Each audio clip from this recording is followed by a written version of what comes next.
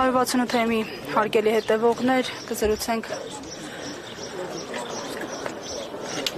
Հայր Շահեի հետ, Աստվածօգնական Հայր Սուրբ եկեղեցին վեհափառը թիրախավորվեցին, հիմա հերթը նաև եկեղեցու պաշտպաններին է հասել, հանգուցալուծումը ինչպես եք տեսնում։ Հանգուցալուծումը մի քիչ բարդ է այսօր ասել, որտեվ նկատելի է, որ կամաց-կամաց Հայաստանում երևում են դիկտատորիզմի, ստալինիզմի, տոտալիտարիզմի տարրեր, իսկ այդտեղ հանգուցալուծումները, չգիտեմ, շատ անկանխատեսելի բաների կարող են տանել։ Երկրորդ, ես ուզում եմ հատկապես շեշտել, որ եկեղեցուն պաշտպանելը, եկեղեցու կողքին լինելը, դա յուրաքանչյուր եկեղեցու հետևորդի պարտականությունն է, եւ ինձ թվում է բոլոր այն մարդիկ, որոնք հավակնում են կամ հայտարարում են եկեղեցու հետևորդ լինելու, ուրեմն իրենք էլ եկեղեցու կողքին պիտի լինեն եւ եկեղեցուն պիտի պաշտպանեն։ Քայլ ասում ես հետևորդ եմ, ես ուզում եմ եկեղեցին բարեփոխվի, ես ուզում եմ, որ եկեղեցին կանգնի դեմ հանդիման իր սխալներին, բարեփոխվի, այսօր էլ կանոնագիրքը վերցրել, գնացել է ազգային ժողով, ընթերցում է, թե ինչի առաջ է երթվել, ինչի վրա է երթվել վեհափառ հայրապետը։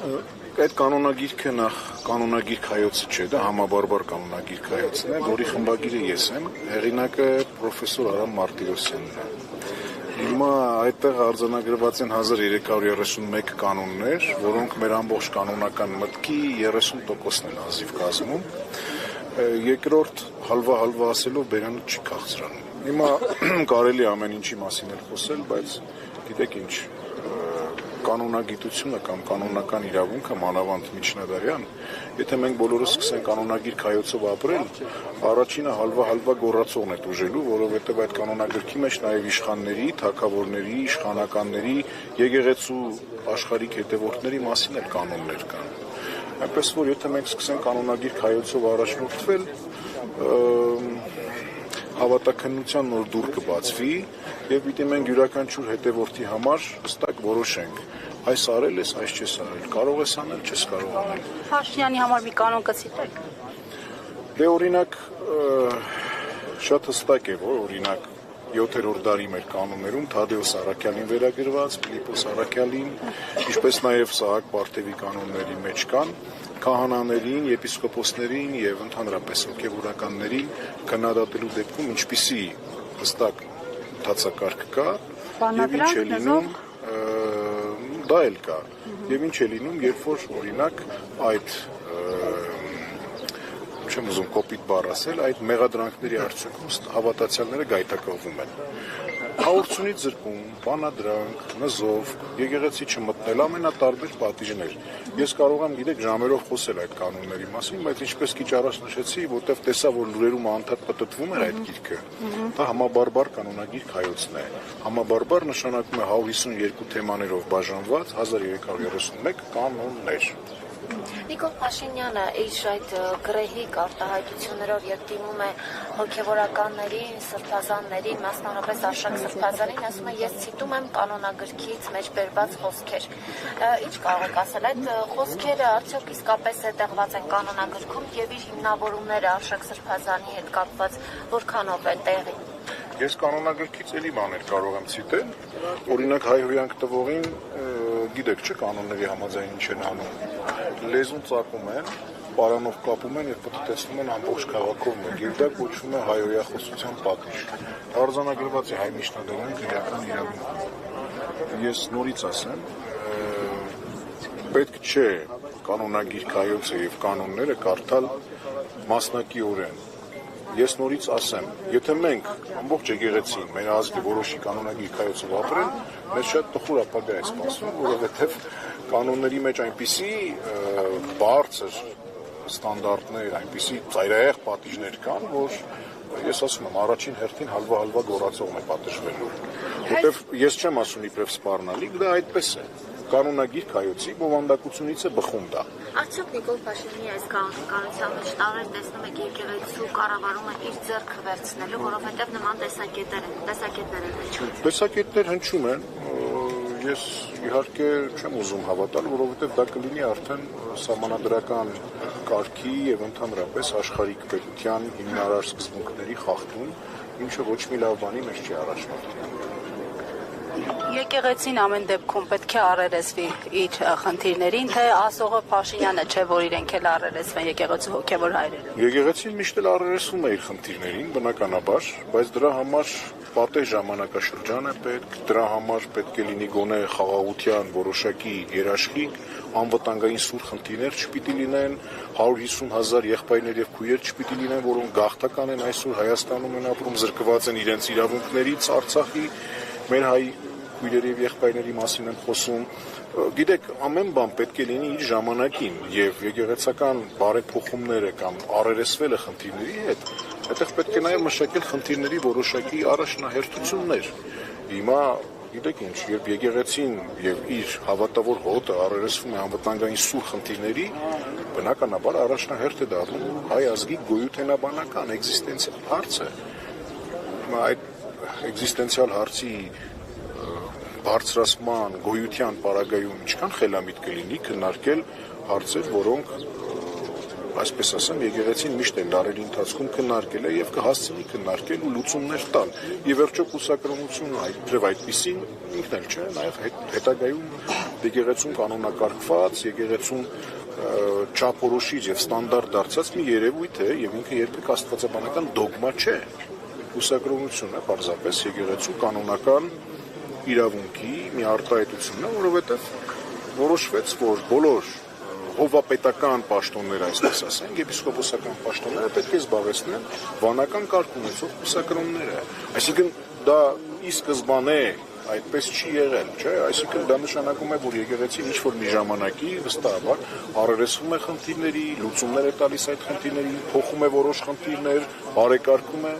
դա դինամիկ process է, չի կարելի այդպես միանշանակ ասել, որ վերջ, սա այսպես է, ուրեմն այսպես էլ պետք է լինի, եւ դա փոխողը եկեղեցին է։ Եթե այդպես չէ, ուրեմն մենք էլ ինչու ենք եպիսկոպոս, կաթողիկոս, վարդապետ, քահանա, սարկավակ, թեմական խորհուրդ, ծխական խորհուրդ, փակենք բոլորը, հանձնենք մի հատ հանձնաժողով, իթու հանձնաժողովը հարցերը լուծի։ Բարեփոխումների կարիք տեսնում եք եկեղեցու ներսում, շատ են խոսում այն մասին, եկեղեցին միշտ բարեփոխումների կարիք ունի։ Հարցը ասում են, որ պետք է առհասարակ հանվի եկեղեցու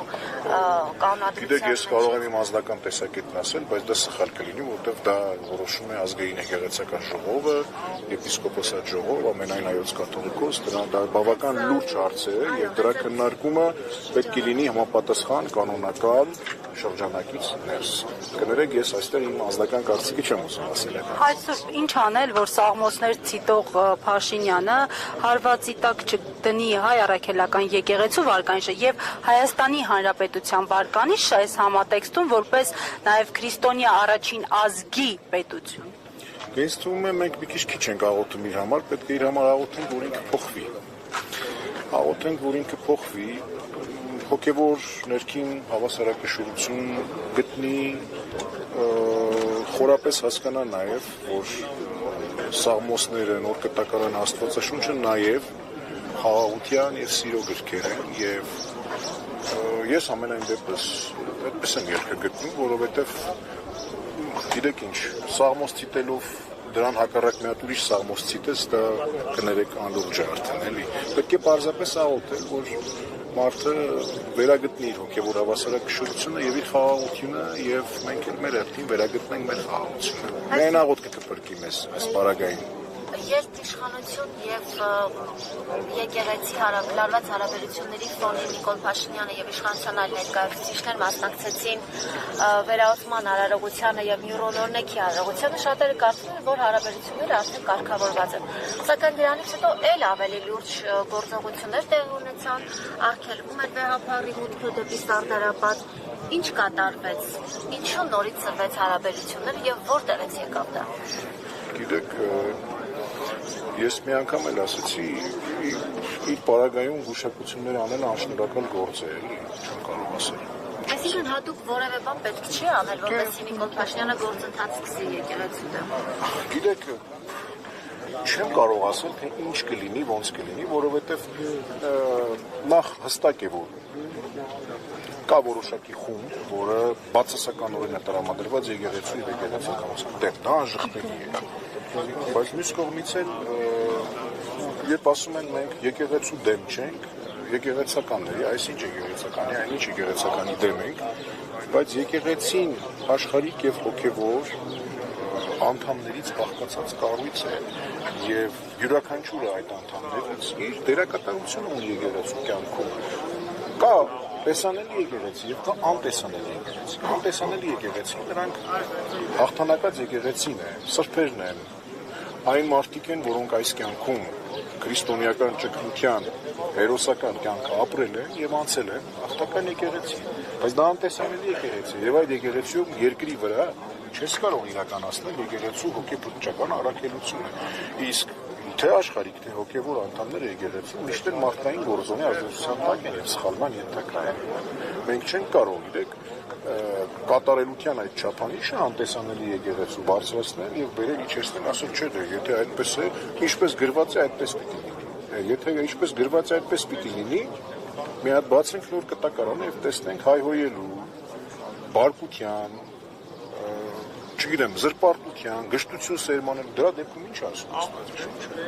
կամ հենց մեր պարագային, լավ, իբրև եկեղեցական, ինչ է, ես էլ եմ թերանում իմ պարտականությունների մեջ, բայց ես մարդ եմ, ինչպես կարող եմ չթերանալ, եթե չէ, ուրեմն ես կլինեի հրեշտակ կապրեի երկնքում, ոչ թե երկրի վրա եւ ձեզ համար ծառա իբրև հոգեվորական, սա առավել կամ տրամաբանական բան է։ Շնորհակալ ենք։ Օրհնապատվություն։